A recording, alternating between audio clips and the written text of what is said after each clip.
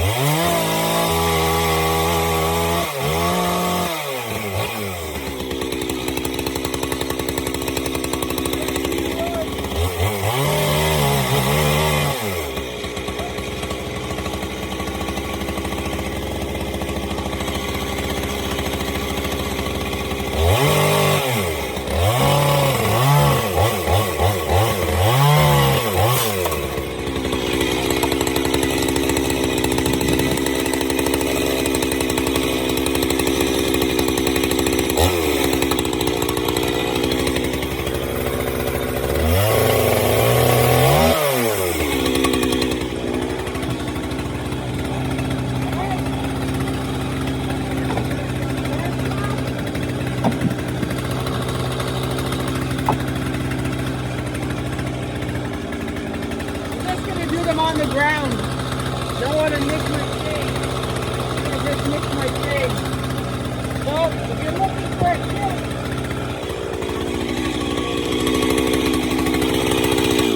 looking for a tip, to cut wood off the ground.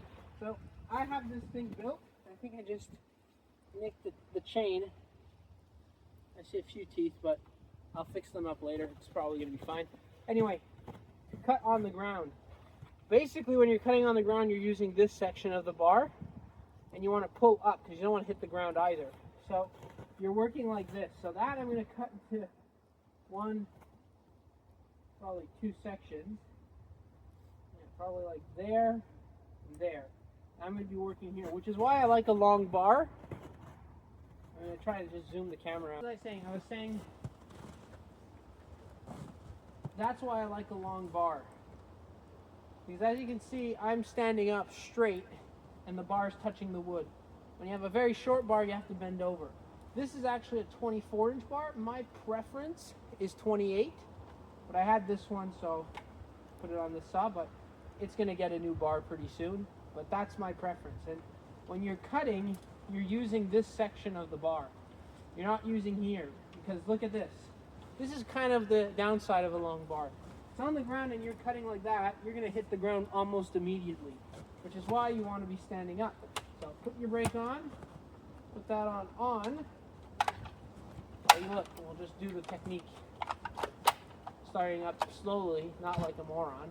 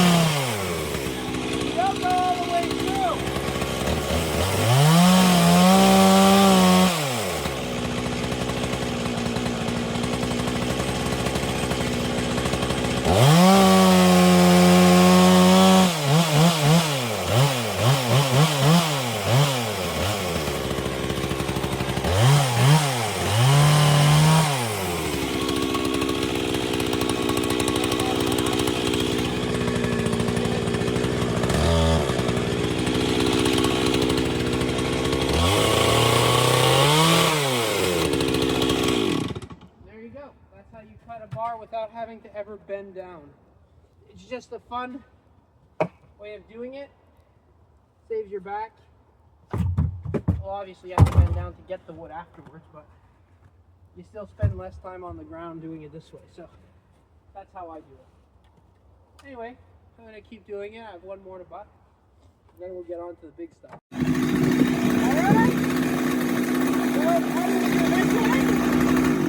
So you can see it's punky over here. It's not too bad over here, so I'm going to take that off. The pift is right there. This pift is pretty central in the tree, so I'm not really going to worry myself on the other side. I'll make a slab there, another slab there, and these are going to become like small 7, 8-inch bowls, stuff like that. So let's get this stuff.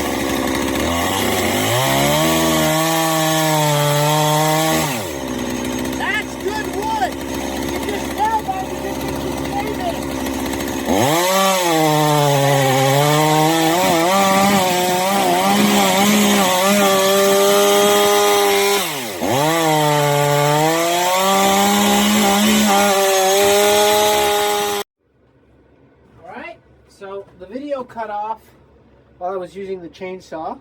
Anyway, so we have all our little blanks here. So we have our cherry blanks and all those. So I'm going to be processing these on the bandsaw.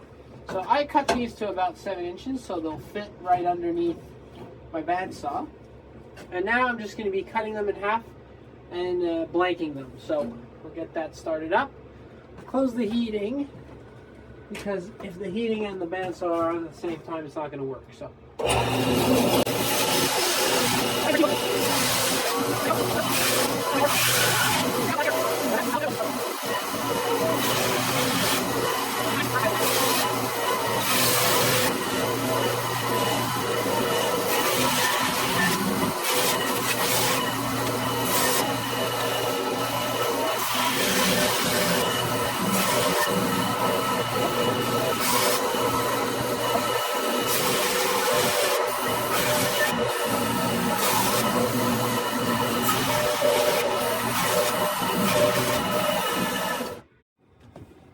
All right, so now it's going to be about drawing the blanks. So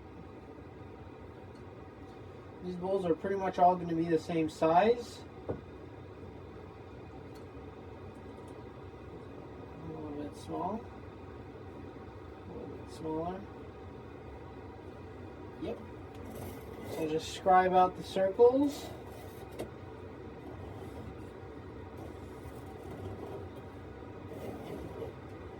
We'll just cut them all around. The faster we process them, the more chances we have of stopping any premature cracking or splitting. So that's the best thing to do. So that's what we're going to be doing.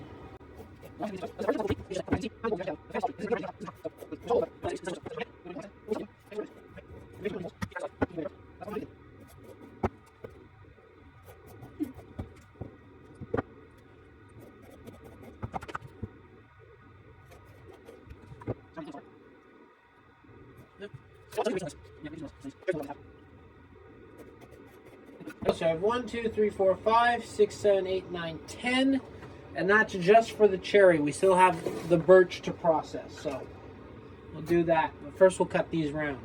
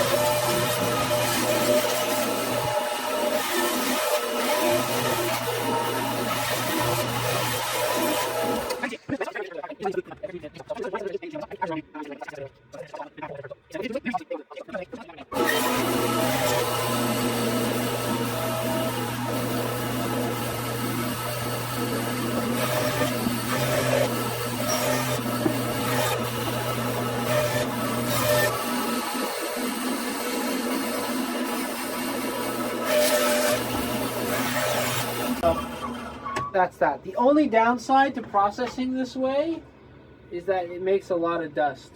Cutting in that's like this, I don't know why it gives these really long shavings that really just kind of stick together, and that can jam up your saw. So just watch out for that. So I'm gonna clean up a little bit, and then I'm gonna get into doing the birch blanks. So I'll just rejoin you after that for the birch blanks.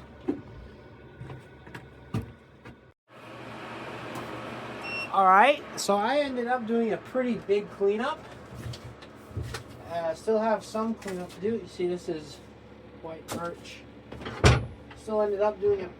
Still have a bunch of stuff to do. Like, I filled up a full bin of 2 bins of shavings and 2 things of little firewood scrap. So, pretty decent sized cleanup. So, that's number 1 done.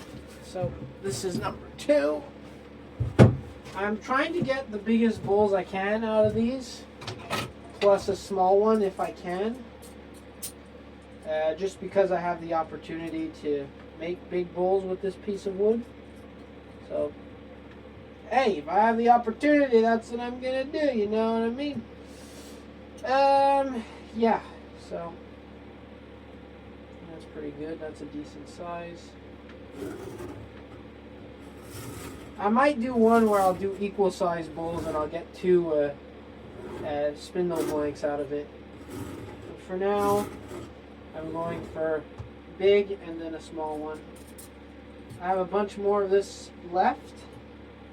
I just decided to cut 2 logs that were the easiest accessed in the truck. You know, peak laziness. Now some of you may be wondering, why am I doing it on the side? Because this is angled. It's not, it's angled, so getting a nice shape is going to be really hard. So that's number 2. I'll take the chuck off, because anyway, even when I do get to turning, chuck is going to be, this is not the chuck I'm going to be using.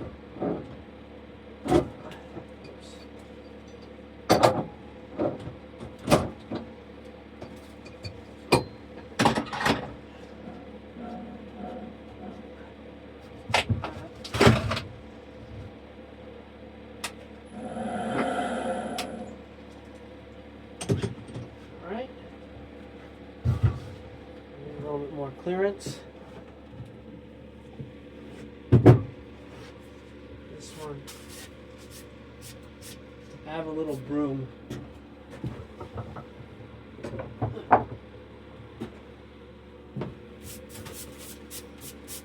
There we go. This is going to be 1 big one, and the next one is going to be 2 decent sized. So pretty much just went with big ones. That's okay. It's okay to have some big bowls from here and from time to time. Decent sized bowls.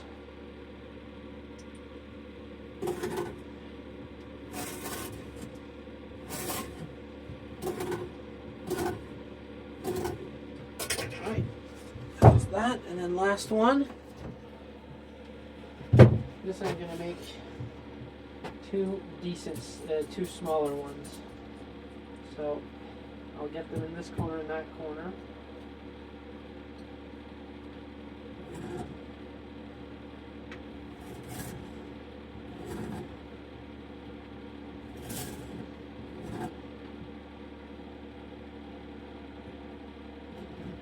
No, that's too big.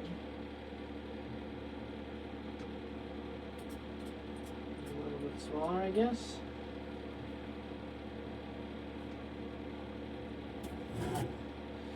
See, that's the... Nah, you know what? Screw it. I like that size.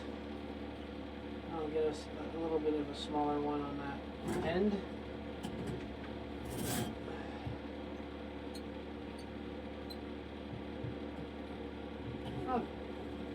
It's not that small. It's smaller, but it's not like horrendous. All right, let's get to cutting. So just face the camera. There we go.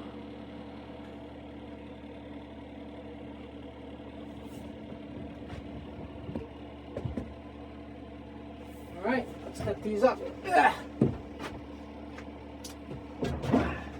So.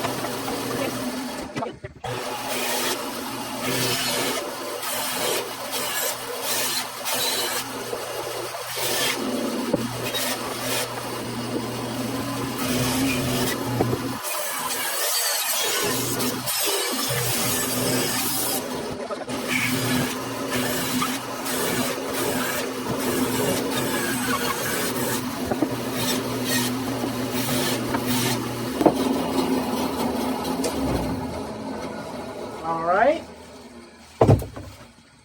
that's all cut. All right, so the final tally is 20 bowls. So I have 12 cherry bowls. I have 3 large birch bowls, 2 smaller birch bowls, plus this one, which I don't know. I'm not happy about this, but anyway. And 2 small birch bowls. So a bunch of stuff, plus some spindle blanks, like these. So these can become spindles. Not now, obviously. They're too wet. But I might rough a few down for boxes. But, yeah, so that's how I cut up my blanks. Oh, I have a strap in the way. That's how I cut up my blanks when I go for a run of bowls. I do the bigger logs on the chainsaw, and I try to do as much as I can on the bandsaw. The reason for it, this does produce a lot more dust, so it is a little bit annoying. But the reason I do most of it on the bandsaw is you can get really precise cuts. So you saw in the video when I was just going and doing the cherry logs, the little cherry logs, it's really quick. Getting the chainsaw out to then resaw something is, yeah, it's tedious. It takes some time. It's fun to do with big logs. It's fun to have a really nice sharp chainsaw to do big logs. But when it comes to the small ones, like that size, bandsaw. I'm actually a little bit, I wish this bandsaw had a little bit more height capacity. I wish I can go up to like 12 inches.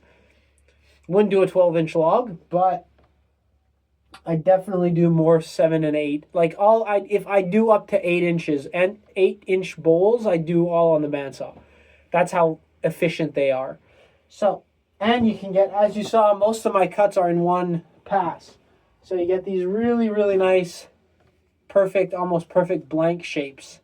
Compared to when I used to cut blanks. I don't have one here, but it was when I was first starting out. I just cut the corners off because the bandsaw wasn't powerful enough, so I had to just cut the corners off or else the whole thing would just jam. And it made turning, well, actually, no, I have one here. So this, it's about the same size. So this is what I cut today. See, it's basically round. This is how I used to cut them.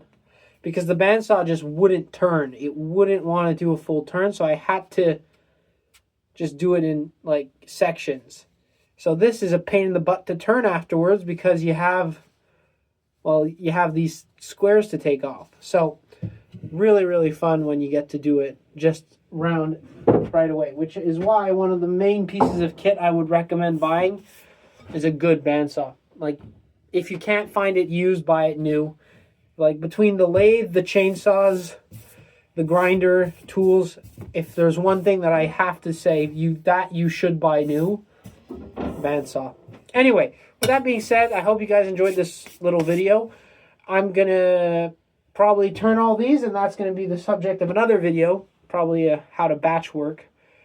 And so yeah, so that's me for today. So as always, like, comment, subscribe, whatever. Happy turning, and we'll see you next time.